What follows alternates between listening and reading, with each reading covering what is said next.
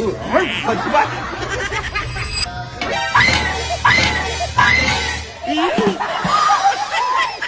May kanin na lang na. Kanin. Kanin.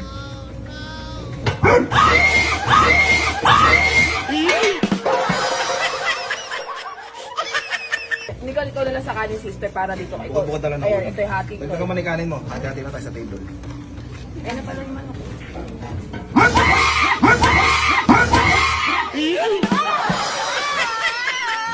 Ano kanin? Ay, kanin.